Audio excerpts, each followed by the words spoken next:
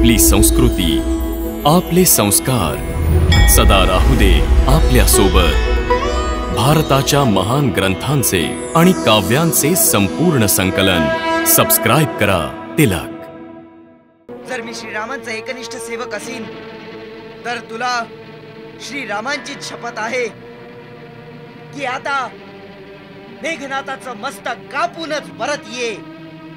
लक्ष्मणा, जर तुला श्रीरामांची शपथ आहे तर इंद्रजितालाही आपल्या देशाची शपथ आहे।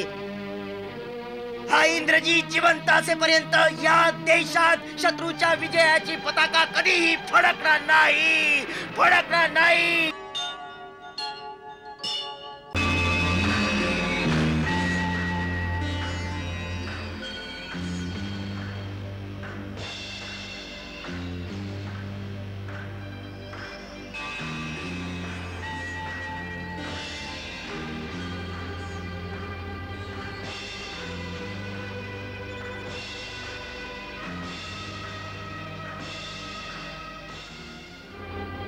माते,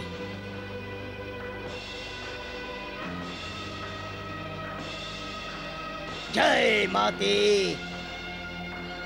विजयाचा आशीर्वाद दे।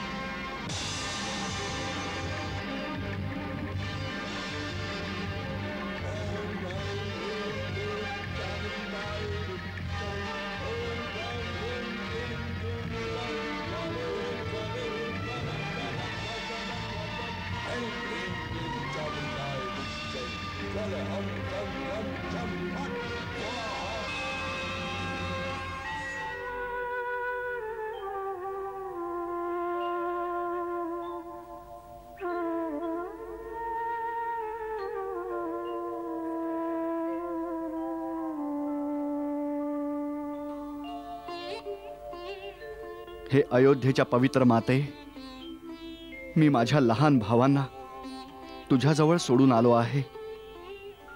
त्यांचं रक्षण कर, त्यांची चिंता दूर कर।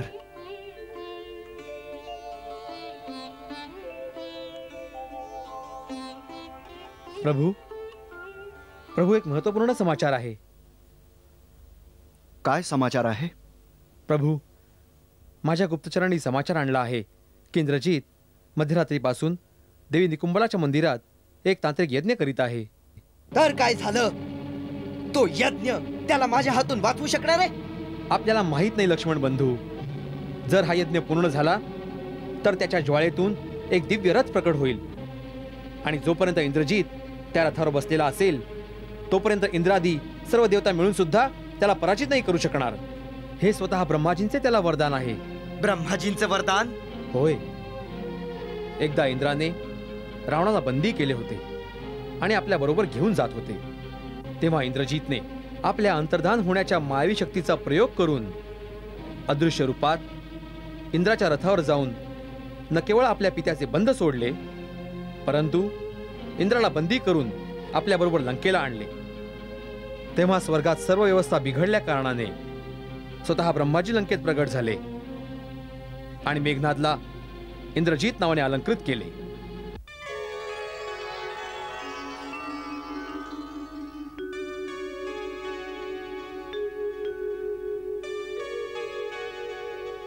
हे वीर मेघनाद, आम्ही तुझ्या प्रचंड पराक्रमाची प्रशंसा करतो। आजपासून तू तिन्ही लोकात इंद्रजित या नावाने ओळखला जाशील। यामुळे इंद्राची ख्याती नेहमीसाठी कलंकित राहील। आता मी तुझ्याकडे स्वर्गलोकाची व्यवस्था राखण्यासाठी देवराज इंद्राला मागतो। पितामह, आपण स्वतः मागायला आलात म्हणून इंद्राला परत करेन, परंतु त्या बदल्यात मला काय मिळणार? त्याच्याऐवजी तू जे वरदान मागशील ते आम्ही तुला देऊ। तर हे पितामह, जर आपण आमच्यावर प्रसन्न आहात तर आपण मला अमर करा, माझा मृत्यू कधीही न हो. हे असंभव आहे इंद्रजीत, कारण हे तर निसर्गाच्या व्यवस्थेला प्रतिकूल आहे. अरे मानवच काय, देवताही अमरत्व प्राप्त नाही करू शकत. हो, मी तुला असा वर देतो की जेव्हा तू स्वतःच्या कुलदेवी निकुंबलाचा तांत्रिक यज्ञ करशील, तेव्हा त्याच्या होम अग्नीतून एक दिव्य रथ प्रकट होईल, ज्याचे घोडे मनाच्या गतीनं चालतील, आणि तुला ब्रह्मश्री नावाचं अस्त्रही प्राप्त होईल. तू जेव्हा त्या रथावर आरूढ असशील, तेव्हा तुला ना कोणी पराभूत करेल ना कोणी मारेल. आमचं हे वरदान स्वीकार कर वत्सा. मला मान्य आहे. हे इंद्रजीत, निकुंबलाच्या ठिकाणी पोचण्याआधी आणि हवन संबंधी कार्य पूर्ण करण्या अगोदर जो शत्रू मारण्यासाठी आक्रमण करेल त्याच्याच हातून तुझा वध होईल, हेही तू लक्षात ठेव.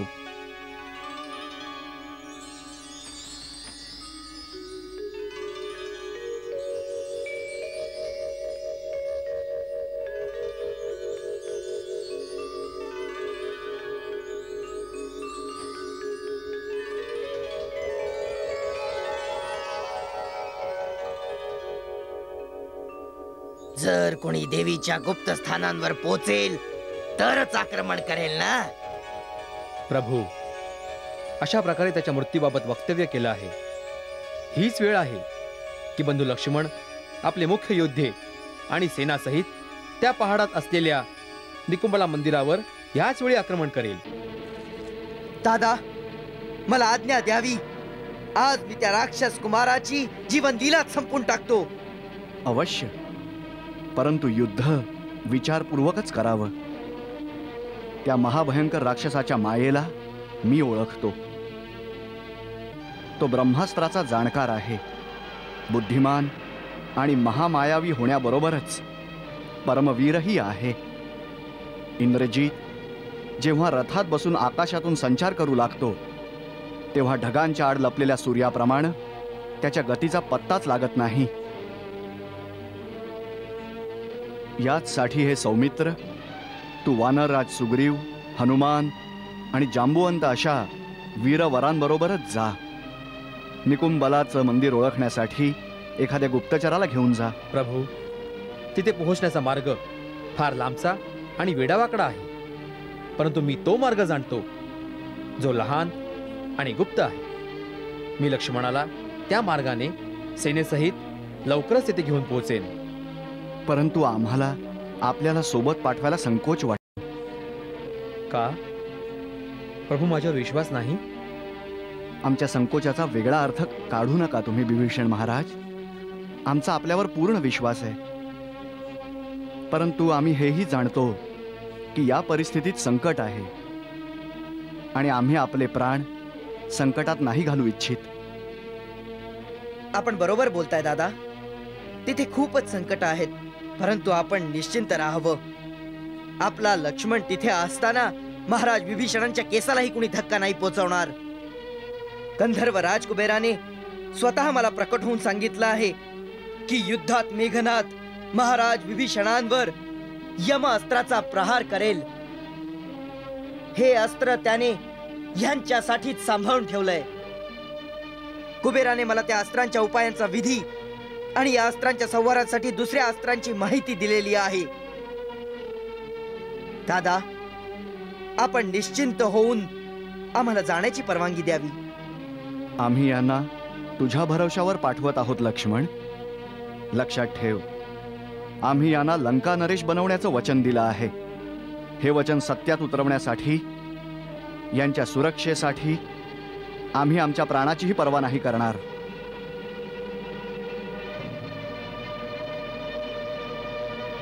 दादा, मी आपल्या चरणांची शपथ घेऊन सांगतो की जर मी आज मेघनाथाचा वध केला नाही तर माझं तोंड कधीही दाखवणार नाही. जर मी आज वचन जागले नाही, मी रघुवीरांचा सेवक नाही. ज्याला भोलेनाथाने साथ त्या रघुरायाला शतशा प्रणाम. विजयी हो.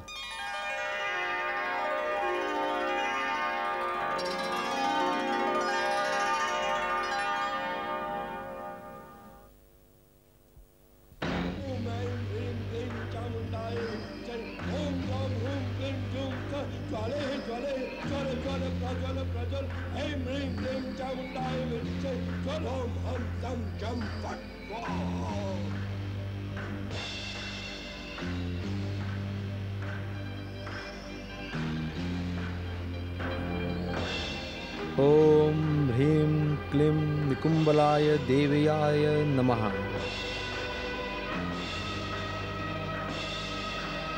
सुमित्रानंदन, ते पहा, त्या गुहेमध्ये आमच्या निकुंबला देवीचे मंदिर आहे.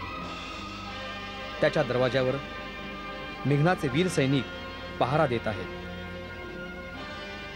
तो आत बसला आहे. त्याचा रथ बाहेर उभा आहे. तो होम करत आहे. ओम ऐं ह्रीं क्लीं चामुंडाय विच्चै. ओम ग्रां ओम ह्रीं क्लीं ज्वाले ज्वाले ज्वल ज्वल प्रज्वल प्रज्वल.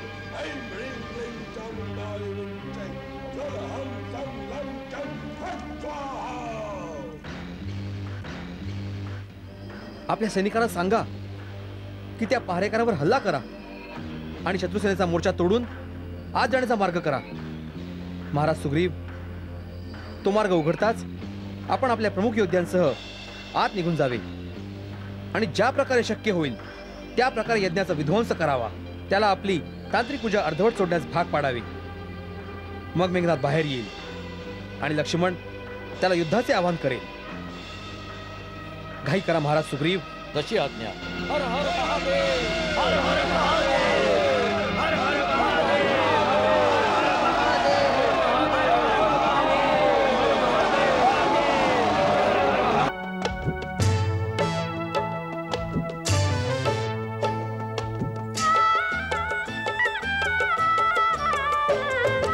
बाहेर लढत राक्षस वानर आत होतासे मंत्रोच्चार. पार करुनी लंका आले कठीण त्यांना कुठला द्वार. कठीण त्यांना कुठला द्वार. हातांनी हतियारांनी घाले विघ्न त्या यज्ञात. यज्ञ पूर्ण झाले तर अजय होईल लंकेश कुमार. अजय होईल लंकेश कुमार.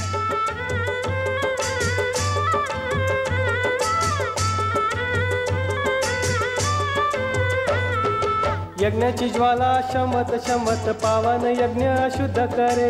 पावन यज्ञ शुद्ध करे. यज्ञात विज्ञानावयासाठी सैनिक महायुद्ध करे. सैनिक महायुद्ध करे. साधकाचा आराधकाचा मार्ग. साधकाचा आराधकाचा मार्ग बाधक बनून युद्ध करे. नाही विचलित हो रथ इंद्र कोणी कितीही प्रयत्न करे. कोणी कितीही प्रयत्न करे.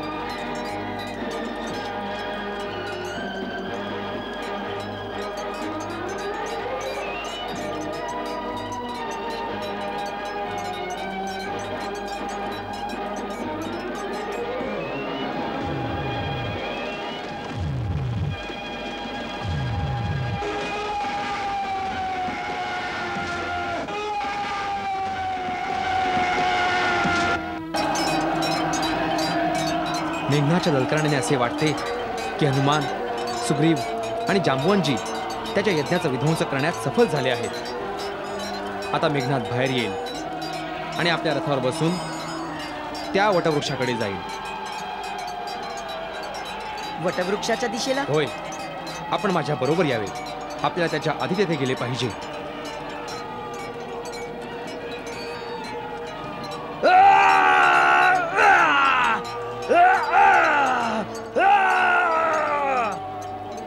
बंधू लक्ष्मणा, मेघनाथ युद्धात जाण्याआधी एक वेळ येथे अवश्य ये.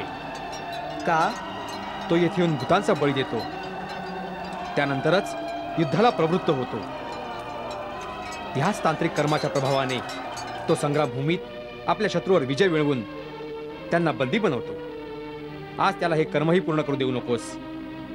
तो आल्यावरच त्याला युद्धासाठी ललकारून आपल्या तेजस्वी बाणांनी त्या महाबळी राक्षसाचा संहार करावा.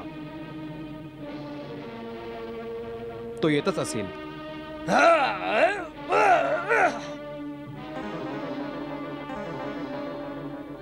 चला. बंधू लक्ष्मणा, आपल्या बाणाचे लक्ष्य करताना सावध राहा.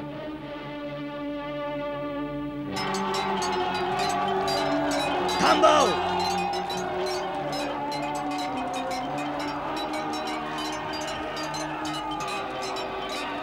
राक्षस कुमार, मी तुला युद्धासाठी आवाहन देतो. आपली अस्त्र घेऊन सावध रहा.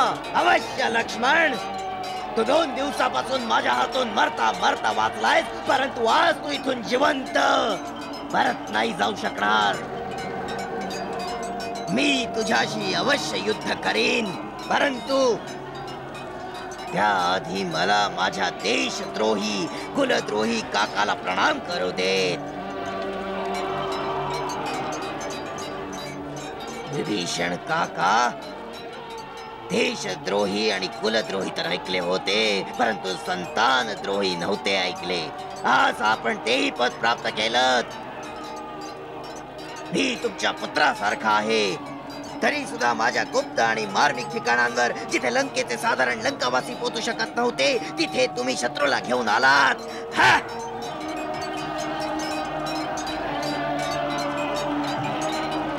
माझ्याशी असा द्रोह केल्यामुळे आज तुम्ही संतानद्रोही म्हणवण्याच्या अधिकारासही पात्र झालात. अरे हे राक्षस राजकुमार, तुझाही जन्म याच मातीत झाला. तू या देशाच्या राजाचा सख्खा भाऊ, तरी सुद्धा तुला ना आपल्या कुटुंबाबद्दल आपलेपणा, ना आपल्या आप्तजनांबद्दल प्रेम आणि नाही आपल्या जातीबद्दल अभिमान राहिला आहे. अरे घाबरटा, स्वजनांचा परित्याग करून दुसऱ्यांची विचारसरणी स्वीकारली आहेस तू. आपल्या कुळाची मर्यादा, देशाची मर्यादा नाहीशी करणाऱ्या द्रोह्या, धिक्कार आहे तुझा. मेघनाद, तू स्वतः कधीही मोठ्याचा सन्मान करण्यास नाही शिकलास आणि दुसऱ्यांना मर्यादेचे धडे शिकवायला निघाला आहेस. मूर्खा, मी जे केले आहे ते आपल्या देशातील जनतेच्या भल्यासाठीच केले आहे. तू आणि तुझे वडील सर्वांना अधर्माच्या नौकेवर बसवून असहाय्य स्थितीत बुडवायला निघाला आहात, परंतु मी आपल्या देशवासियांना धर्माच्या मार्गावर आणून तुमच्या पापापासून त्याचे रक्षण करू इच्छितो. अधर्मी, अन्यायी, क्रूर आणि अत्याचारी राजाचा त्याग करणाऱ्याला देशद्रोही नाही म्हणत. जो धर्मापासून भ्रष्ट झालेला आहे, ज्याने पाप करण्याचा दृढ निश्चय केलेला आहे, अशा व्यक्तीचा त्याग करण्याने मनुष्य त्या प्रकारे सुखी होतो जसे हातावर बसलेला विषारी सापाला टाकल्यावरती प्राणी निर्भय होतो. जो दुसऱ्याचे धन लुटतो, जो परक्या स्त्रीवर हात टाकतो, त्या दुरात्म्याला जळणाऱ्या घराला सोडण्यासारखे सांगितले आहे. परस्यो हरणे युक्तम परदारा विवर्षकम त्याज्य महादुरात्मनम वैशम पचतम यथा. तुझ्या वडिलांच्या याच पापामुळे आता ही लंकापुरी नाही राहणार, तूही नाही राहणार आणि तुझे वडीलही नाही राहणार. अगोदर तूच राहणार नाहीस. तू लंकेवर कलंक आहेस. लंकेच्या पवित्र धर्तीवर जगण्याचा तुला काही अधिकार नाही. म्हणून मी तुला तिथे पाठवतो जिथे यमराज तुला दंडाची शिक्षा देईल.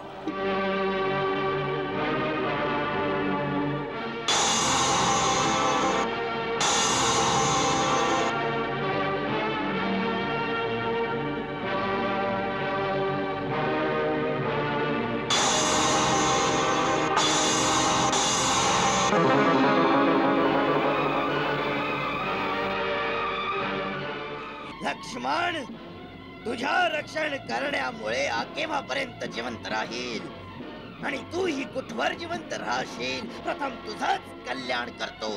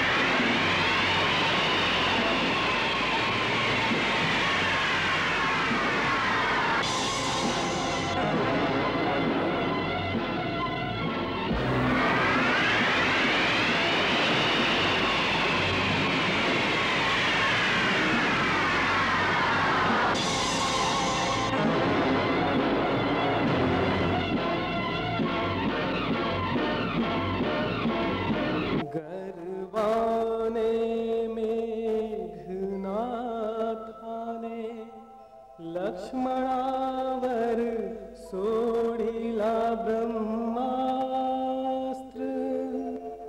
अतिविनम्र होत लक्ष्मणाने ब्रह्मास्त्रास वंदन केले. जाऊनी लक्ष्मणा जवळ ब्रह्मास्त्र, विना परिणाम परताला. काय रहस्य कशी ही माया, इंद्रजीत ही समजू ना शकला.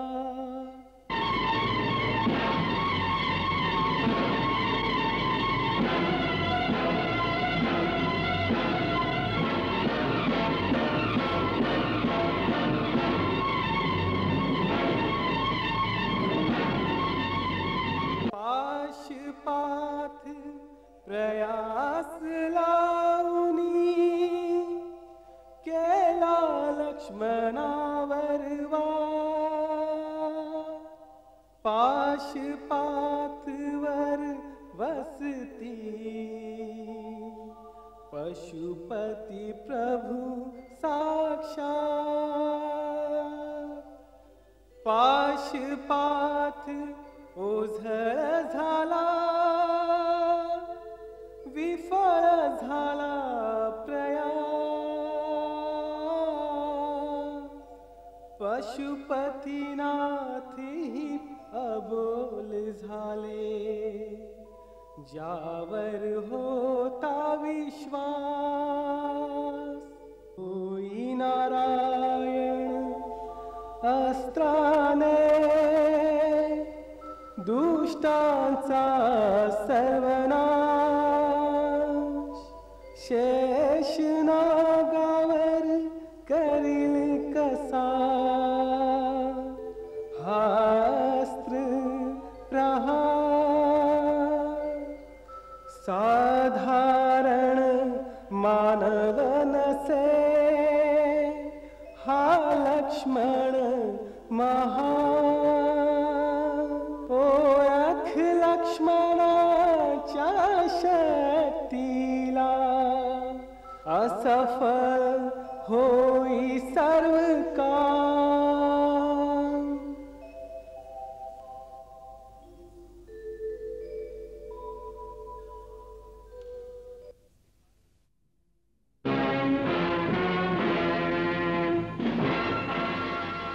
मला वाटतं मेघनाथ आज परत पळून गेला. नाही लक्ष्मणा, त्याचा काही भरोसा नाही.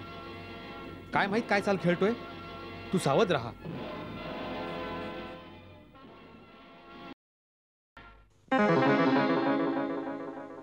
पिताश्री, पिताश्री, पिताश्री.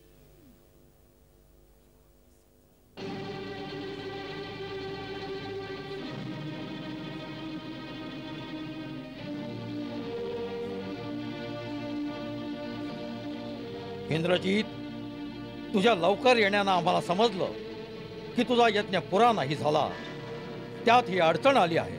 यज्ञाचा अडसर आपलाच अनुज भ्राता कुलद्रोही विभीषण निघाला, जो शत्रूला गुप्त स्थानावर घेऊन आला आणि यज्ञाचा विध्वंस केला. विभीषण, विभीषण, तरी सुद्धा त्या नीच देशद्रोहाला जिवंत सोडलास. पिताश्री, मी त्याच्यासाठी इतके दिवस यमअस्त्र शिल्लक ठेवलं होतं. आज मी तेच यमअस्त्र त्याच्यावर सोडलं, परंतु लक्ष्मणाने त्यावर अशी शक्ती चालवली की ज्यामुळे माझ्या अस्त्राला वाटेतच तेजहीन केलं. त्याचा इलाजही विभीषणाने सांगितला असणार. नाही, यावरील इलाज धरतीवर देवतांशिवाय कोणालाही माहित नाही. तर काय लक्ष्मणाला देवतांनी सांगितलं? नाही, त्याला कोणीही सांगण्याची आवश्यकताच नाही. लक्ष्मण देवतांचा देव आहे. लक्ष्मण नर नाही, कोणी अवतार आहे. इंद्रजीत,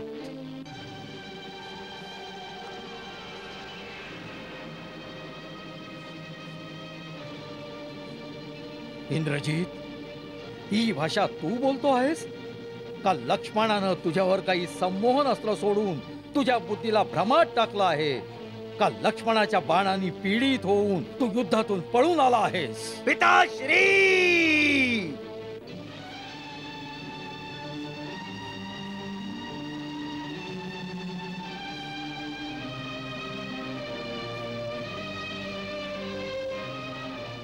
क्षमा करावी महाराज, परंतु कुणी मला भेकड म्हणेल ही गोष्ट मला सहन नाही झाली.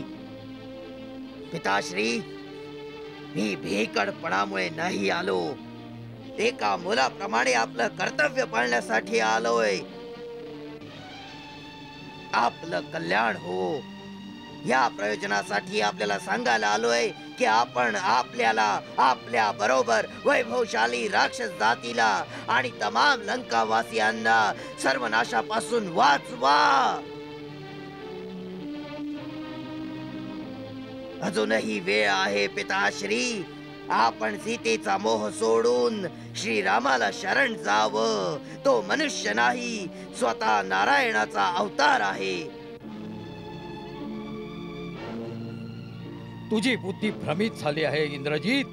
जो अशा प्रकारे बायकांसारखा अनर्थ प्रलाप करू लागला आहेस, ही वीरांची भाषा नाही.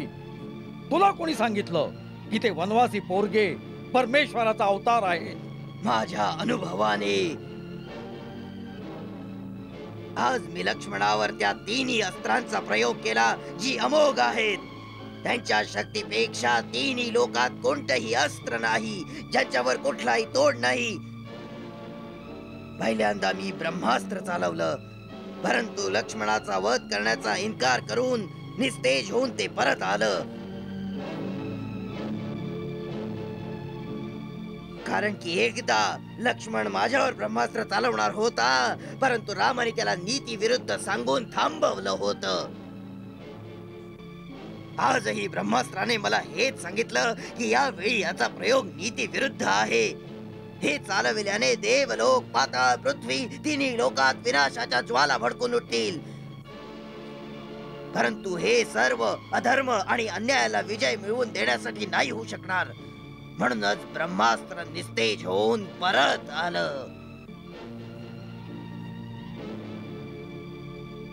मग मी शिवाचे त्रिनेत्रधारी पाशुपात अस्त्र चालविलं, परंतु ते लक्ष्मणाला नमस्कार करून लुप्त झालं. मग मी भगवान नारायणांचं अमोघ चक्र, जे त्रिलोकाचं अंतिम अस्त्र आहे, ते चालवलं. परंतु नारायण चक्र लक्ष्मणाला प्रदक्षिणा घालून परत आलं. हे अंतिम प्रमाण होतं, जे पाहून माझा विश्वास झाला की हे नर नाहीत, स्वतः नारायणाचा अवतार आहेत. आणि तू आपल्या वडिलांना हे प्रवचन देण्यास आलायस की हे पिता, तो तुम्ही तिन्ही लोकात आपल्या विजयाचा डंका वाजवून अखंड यश प्राप्त केला आहे. त्या यशाला धुळीत मिळवून 2 वनवासी भिकाऱ्यांच्या पायाशी जाऊन बसावं. इंद्रजीत, लक्षात ठेव, जो स्वतः आपल्या हातानं आपल्या कीर्तीला धुळीत मिळवतो, देवताही त्याचा सन्मान नाही करत. ते म्हणतील, मृत्यूच्या भयानं रावणानं हार स्वीकारली. हा, त्यांच्या शक्तीमुळे तू भयभीत दिसत आहेस. तुझं मन आणि शरीर दोन्ही थकलेले आहेत. जा, आपल्या महालात जाऊन विश्राम कर. हे युद्ध रावणाचं आहे आणि रावण ते एकटाच लढेल. रावणाचा मार्ग नक्की झाला आहे. त्याला अपमान आणि अपयशाचा नवा मार्ग नको दाखवूस इंद्रजीत.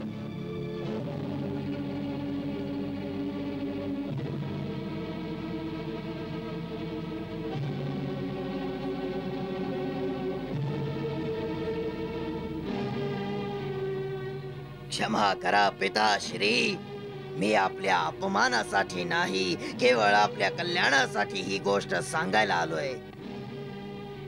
जिथवर माझा संबंध आहे, मी हे युद्ध सुरू केलेलं आहे. आता इथून पळून भगवंतांना शरण जाण्यानेही मला यशच मिळेल. यासाठी मी एका वीराप्रमाणे भगवंतांच्या हाताने मरायला जाईन.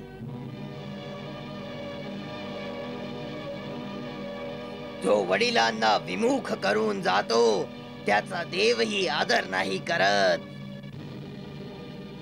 यावेळी माझं स्थान राजमहालात नाही, केवळ युद्धभूमीतच आहे.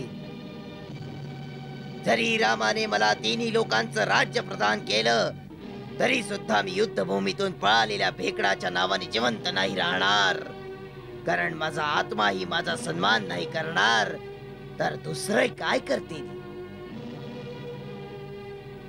मला आशीर्वाद द्यावा की जरी माझा मृत्यूही लिहिला असेल, तरी मी वीराप्रमाणे आपल्या ऐटीत अशा प्रकारे मरेन की रामही माझ्या वीरतेची प्रशंसा करत नतमस्तक होऊन जातील.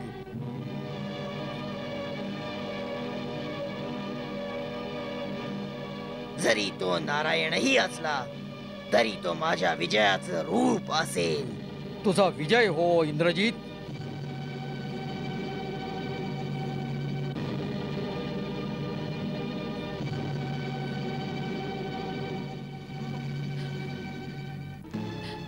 पुत्रा, जर तू त्यांना ओळखला आहेस की ते स्वतः भगवान आहेत, तर तू एकटाच त्यांना शरण जा. मोक्षाच्या वाटेवर प्राणी एकटाच जातो.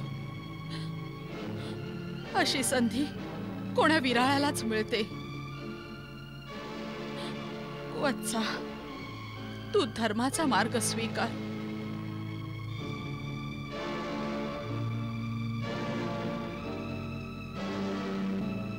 माते, जो मुलगा आपल्या वडिलांकडे तोंड फिरवून वडिलांना वैऱ्यांच्यात एकटा सोडून मुक्त होण्यास जातो त्याचा देवच काय कुणीही आदर नाही करणार. मला धर्माचा मार्ग सांगतेस माते, तर मुलासाठी धर्माचा केवळ एकच मार्ग आहे.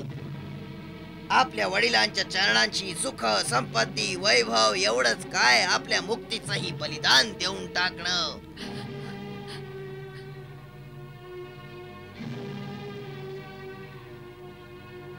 स्वतः रामानेही हाच आदर्श शिकवला आहे. माते, माझ्याकडून काही चूक झाली असेल तर क्षमा करावी. नाही.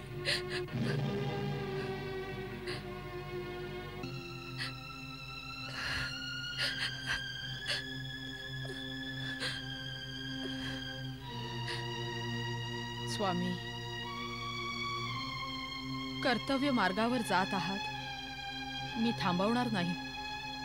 परंतु जाता जाता केवळ एक वेळा माझ्याकडे पाहिलं असतं तर काही नुकसान झालं नसतं ना?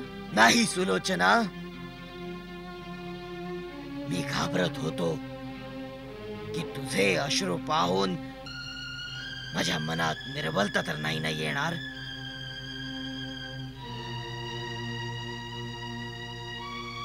पहा इकडे, या डोळ्यात एकही अश्रू नाहीये. पत्नीचा धर्म असतो पती कर्तव्यपूर्ती करत असताना त्याला साथ देणं, त्याच्या उत्साहाला वाढवणं, त्याला आपल्या मोहाने निर्बल नाही करायचं. पती पत्नीचा संबंध तर जीवन मरणाचा असतो, मग रडायचं कशासाठी?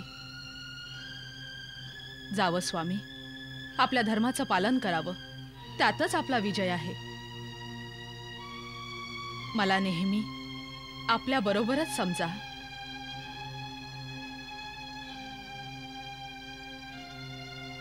सुलोचना, तू धन्य आहेस. तुझी गणना जगातील श्रेष्ठ स्त्रियांच्यातच होईल.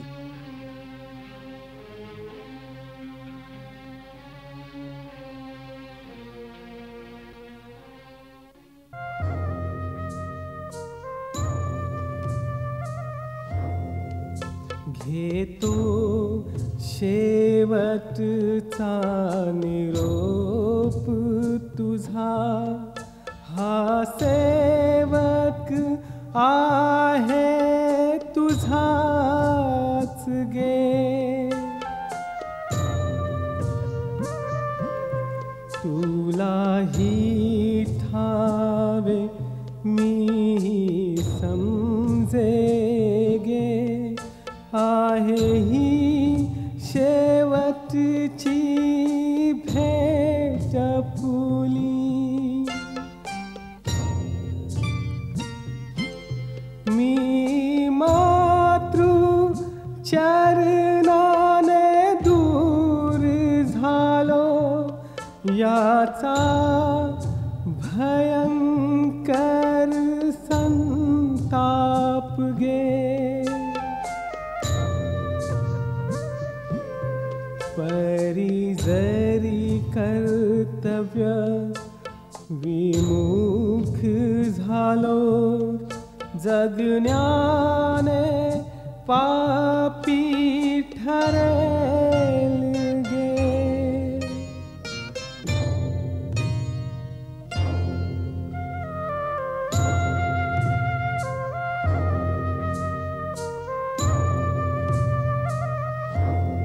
आता हार जयाचा प्रश्न नाही, जे काही घडेल ते चांगलेच गे.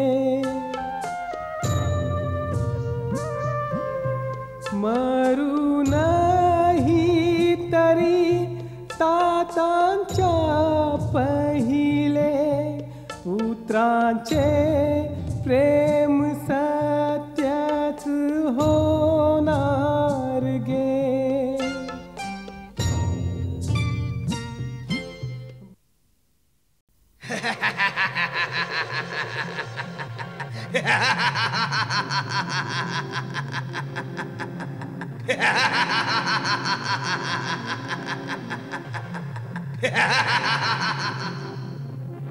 लक्ष्मण, आज होणार तुझं माझं अखेरचं युद्ध असेल. आज तू तरी नाही राहणार किंवा मी तरी नाही राहणार, परंतु इतिहास इंद्रजिताला स्मरत राहील की युद्धात जरी भगवानही समोर आले तरी इंद्रजिताने कधी पाठ नाही दाखवली. तसंच आक्रमण केलं जसं शत्रूवर करायला हवं.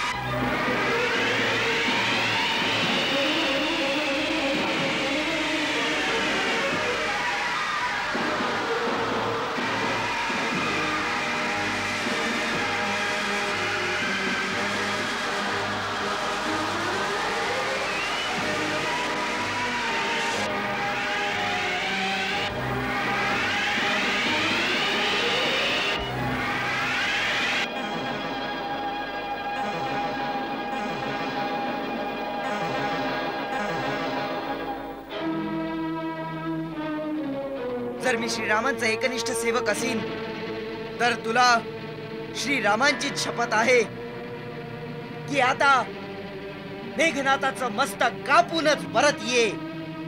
लक्ष्मणा, जर तुला श्रीरामांची शपथ आहे तर इंद्रजितालाही आपल्या देशाची शपथ आहे. हा इंद्रजीत जिवंत असेपर्यंत या देशात शत्रूच्या विजयाची पताका कधीही फडकणार नाही, फडकणार नाही, फडकणार नाही, फडकणार नाही.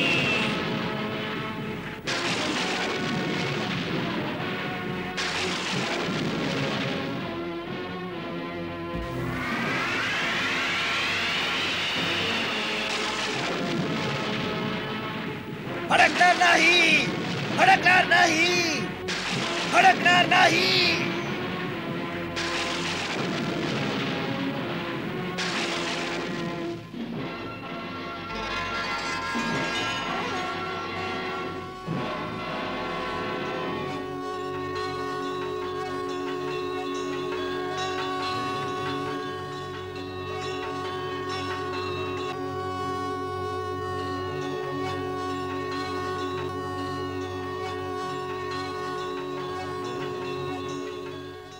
मेघनादाच्या मृत्यूचा